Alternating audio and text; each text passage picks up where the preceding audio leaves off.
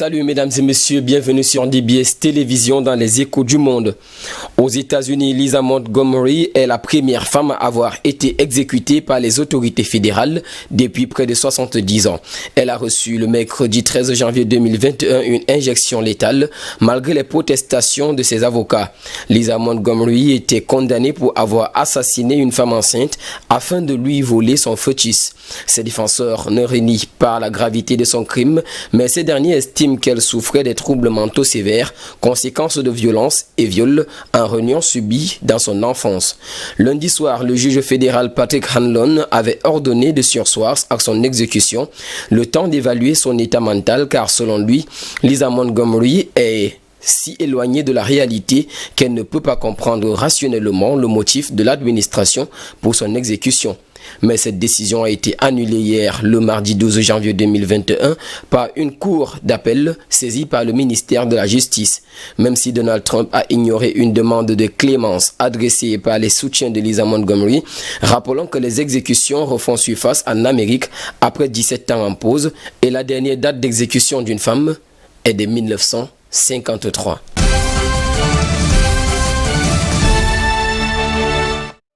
Restons aux États-Unis. Le vice-président américain Mike Pence a refusé hier, le mardi 12 janvier 2021, d'invoquer le 25e amendement de la Constitution pour écarter Donald Trump de la Maison-Blanche avant la fin de son mandat. Il a estimé qu'il n'était pas dans le meilleur intérêt de la nation de le faire. Il soutient également qu'un tel acte ne correspond pas à la Constitution. De ce fait, les élus de la Chambre des représentants devraient donc voter ce mercredi 13 janvier 2021 une nouvelle mise en accusation du président. Dans la lettre écrite à la présidente démocrate de la Chambre des représentants Nancy Pelosi, le vice-président Mike Pence rappelle qu'il ne reste que quelques jours avant le départ de Donald Trump de la Maison-Blanche, prévu le 20 janvier 2021. En rappel, Nancy Pelosi souhaite que le 25e amendement de la Constitution soit invoqué, ceci autorisant au vice-président et une majorité du cabinet de déclarer le président inapte à exercer ses fonctions. L'argument lancé par la présidente des démocrates est que Donald Trump a incité le 6 janvier 2021 ses partisans à faire une intrusion dans le Capitole.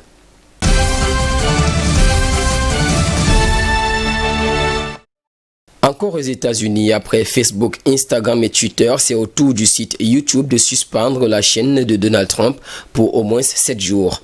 Le mardi 12 janvier 2021, le site propriété de Google a supprimé une vidéo du président américain pour risque de violence.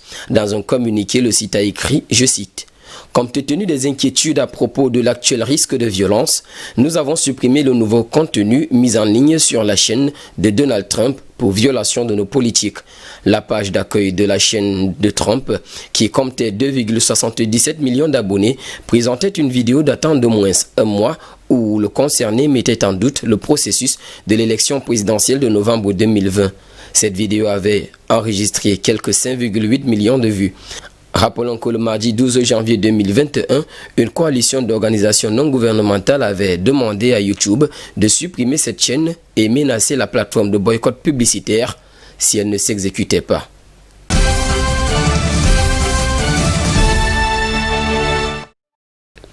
En Syrie, l'Observatoire syrien des droits de l'homme a indiqué que des frappes aériennes ont été menées par Israël dans la nuit de mardi à mercredi contre des entrepôts d'armes et des positions militaires dans l'est de la Syrie. Toujours selon l'Observatoire, environ 23 personnes ont été tuées, dont 7 soldats syriens. Et selon l'ONG, le reste de victimes sont des combattants des milices proches de l'Iran.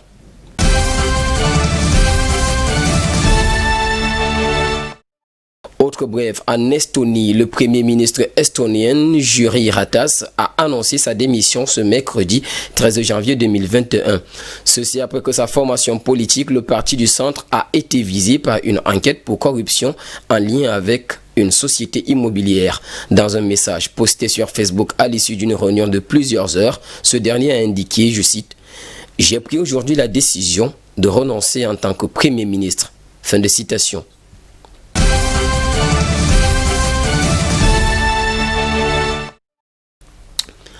En Corée du Nord, Kim Jong-un a annoncé qu'il renforcera la dissuasion militaire nucléaire de son pays. Cette annonce a été faite lors d'un discours de clôture du congrès du parti au pouvoir. Dans son propos, Le leader nord-coréen a déclaré, je cite, « En renforçant notre dissuasion militaire nucléaire, nous devons tout faire pour construire l'appareil militaire le plus puissant. » À la même occasion, Kim Jong-un a sévèrement critiqué les États-Unis à quelques jours de l'investiture du nouveau président. À ce sujet, il a déclaré, je cite, « Les États-Unis sont un obstacle fondamental au développement de notre révolution et notre principal ennemi. La véritable intention de leur politique envers la RDPC, à savoir la République populaire démocratique de Corée, ne changera jamais, quel que soit celui qui arrivera au pouvoir. »